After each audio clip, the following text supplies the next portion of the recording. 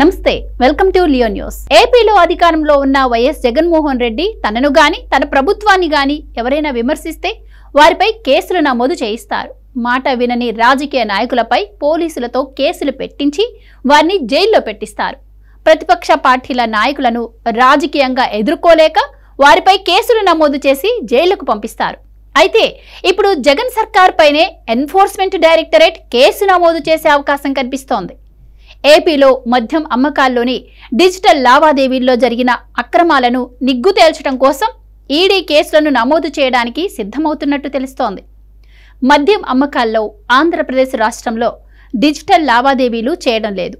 ఏపీలో మద్యం దుకాణాలను ప్రభుత్వం నిర్వహిస్తున్న విషయం మనందరికీ తెలిసిందే. ఈ దుకాణాల్లో మొదటి 3 ఏళ్లు డిజిటల్ పేమెంట్స్ తీసుకోలేదు. ఆ తర్వాత మధ్యలో ఒక 6 నెలల పాటు డిజిటల్ లావాదేవీలు నిర్వహించారు. అది కూడా అక్కడక్కడ కొన్ని షాపుల్లో మాత్రమే ఈ లావాదేవీలు జరిగాయి.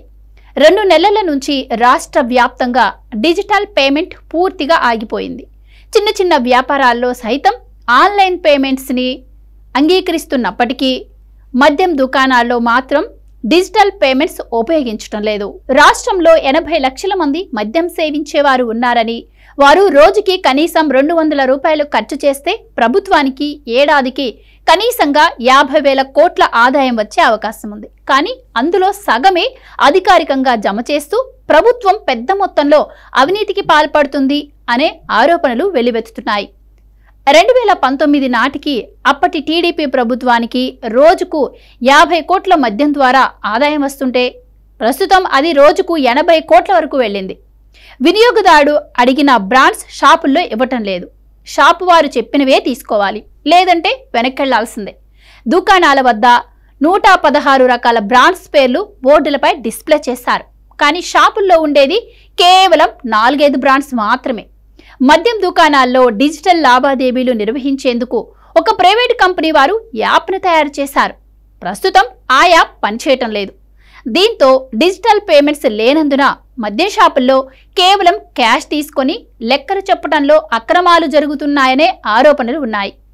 అమ్మకాల్లో వచ్చిన కొంత డబ్బుకు మాత్రమే లెక్కలు చెప్పి మరికొంత డబ్బుకు లెక్కలు చెప్పకుండా దాటవేస్తున్నారని, దానివల్ల జీఎస్టీ ఎగ్గొడుతున్నారన్న అనుమానాలు వ్యక్తమవుతున్నాయి. ఇదే అంశంపై ఈడీకి పెద్ద ఎత్తున ఫిర్యాదులు వెళ్లినట్టుగా తెలుస్తోంది. ఏపీ మద్యం వ్యాపారానికి సంబంధించిన లెక్కలన్నింటినీ ఈడీ సీక్రెట్గా రెడీ చేసిందని, ఏ క్షణమైనా ఏపీలోని జగన్ సర్కార్పై మద్యం కుంభకోణంలో ఈడీ కేసులు నమోదు చేసే అవకాశం ఉన్నట్టు తెలుస్తోంది.